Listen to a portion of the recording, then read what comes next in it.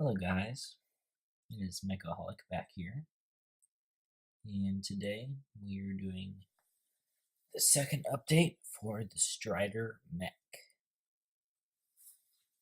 So here it is.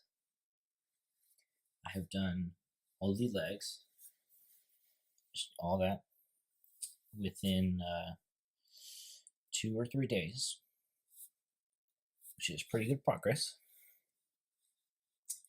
And I've done a little bit of the waist just to connect the legs and to see how they connect. See if I need to adjust that a little. I think it's fine. So let's get into it.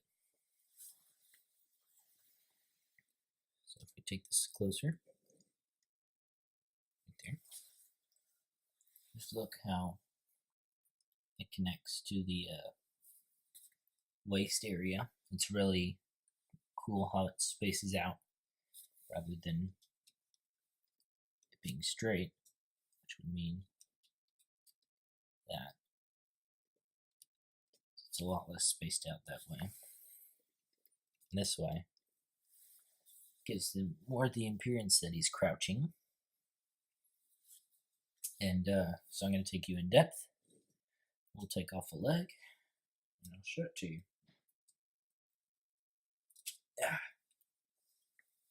Alrighty. So here we go. There's the foot. It's nothing new except I changed this part around a little bit, and also added this to the side. Just kind of little tube thing. Yeah, foot's just the same. But also I added this instead of the other piece because I didn't have a second one of the other piece, so I couldn't make 2 feet, which was an issue. But that's all for the feet. You've seen that. And just going to give you a closer look on the bottom leg.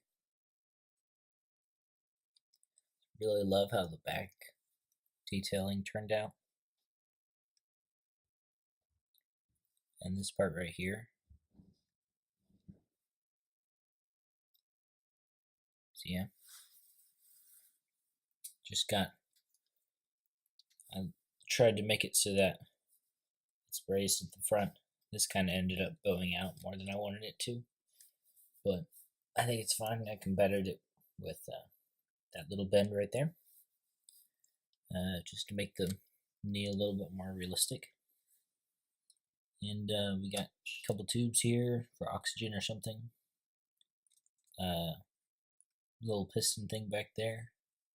I may need to put something on the little tip there so I can connect it. Just so it doesn't hang out there in the open.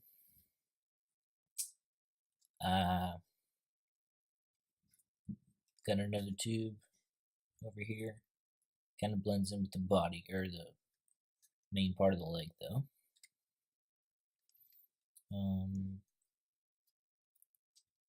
That just kind of free floats, so it looks cool that way, but it also looks good that way.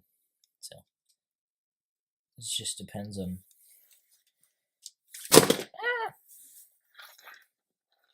how I'm displaying it at the time.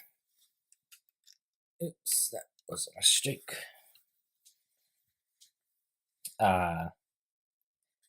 And got some joint things there and there, kind of like a knee, but then the actual knee's here, so it's a little bit deceptive, but also cool.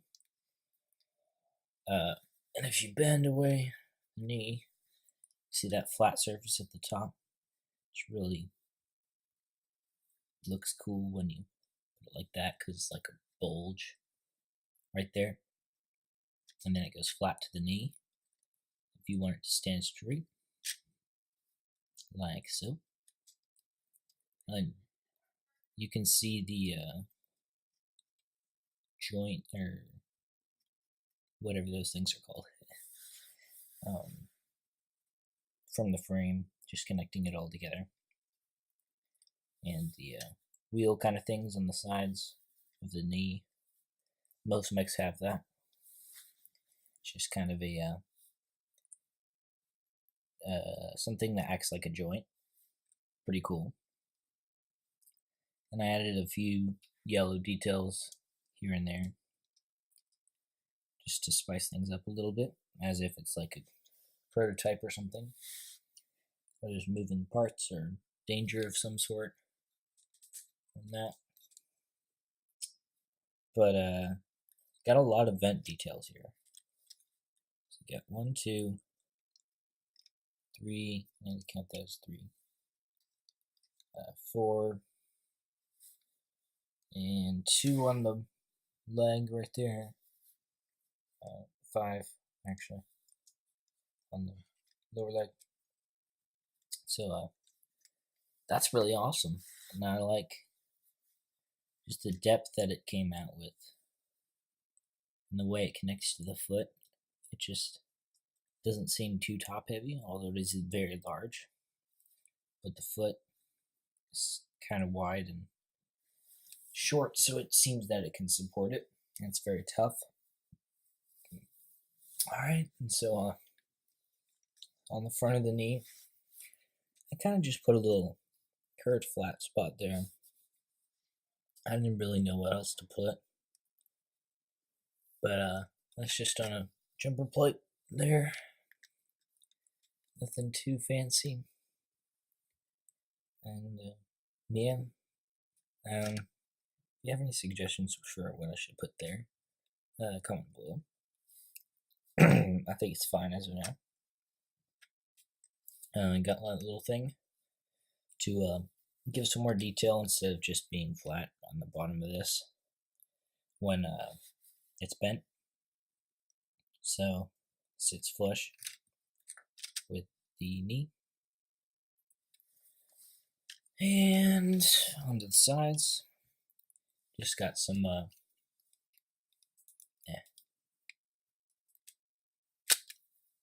plates here. You see the frame on the inside. Nothing fancy at all, just a couple plates on the side. I actually had to redesign this top part of the leg a couple times because it was giving me trouble because I had built it too bulky and it just looked square, which was not good. But I ended up with this result. Like how the dark gray on the back just pops out while it's more white on the front. Very curved, excuse me. But that's about it for the leg. So it's really neat design, and it fits in with the Knucklebot theme. In case I haven't defined Knucklebot before, it's what most people would call hard suit. It's just pretty much a mech that is very tough and would take the brunt of the battle. And it usually has few weapons, just very heavily armored.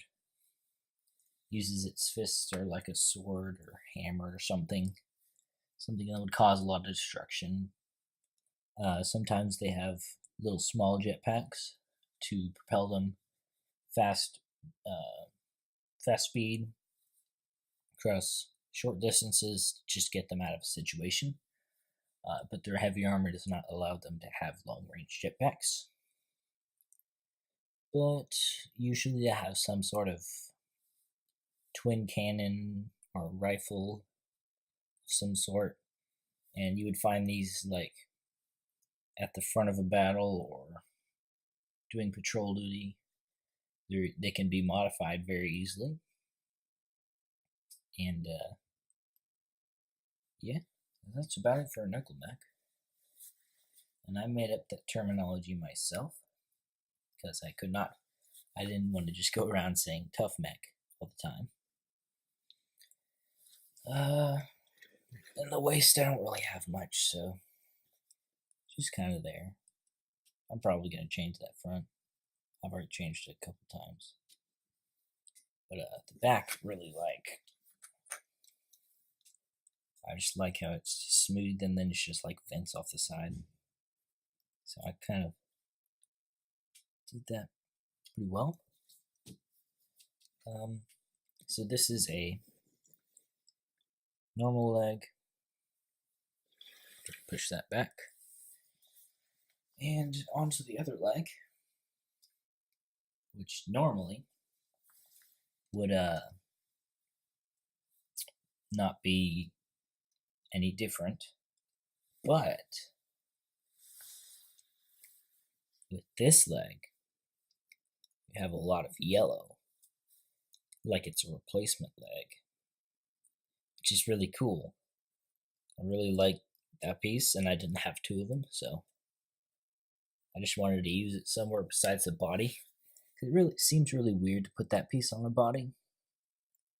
I don't know, it just does. But it's really cool here. Many details are the same. Dark gray piece there. Some of the details are slightly different.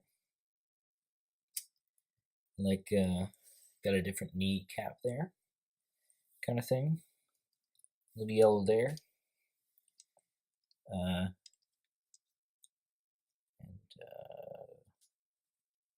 There's actually no yellow back here. There's a yellow stripe on the other one, but not here. I decided to take that out just because it was having too much yellow. I think I put just about the right amount of yellow for it to seem replacement. Maybe a little too much. Maybe substitute that in for a light gray or white piece, possibly. And up here, don't have any on the front. You have a little bit here on the sides. And that's it for that part. But it's on the inside, so really, you just see it like that. So, let me put that back. So all you'd see is just that kind of stripe in the knee and there. So it still looks like it's a substitute leg, but it gives like a battle weary look to the whole neck. It's gonna be really awesome. Yeah. But yeah, so those are the legs, and they can stand by themselves, which is pretty neat. I just figured that out, but it's really awesome that they can do that, because that means that if like the mech is disabled or something, or if I'm gonna put this mock in a hanger, like a mech hanger, and so they could be working on a leg, and the other one could still be standing up without too much support needed. Maybe just like a crossbar or something on the front platform thing. But I am gonna put the Strider mech in a mech hanger. It's going to be mostly vertical, with maybe some articulating boom lifts, and there's going to be some people working on it. Maybe even remove some parts. It's going to be really awesome, and I'm going to be displaying that at Brick Fair, Alabama, 2019. And Medieval Bricks is also going to be there. It's going to be a really fun time. I'm going to bring this mock, and I'm also working on a Star Wars mock, but most of my attention has been diverted to this for now, because I have exams, and so I don't have a lot of time to do anything. So I'm just going with this, and then with my leftover time, I'll work on my other mocks that I have going. But this mock looks like it's going to be finished up maybe by the end of this year. It's gonna be great.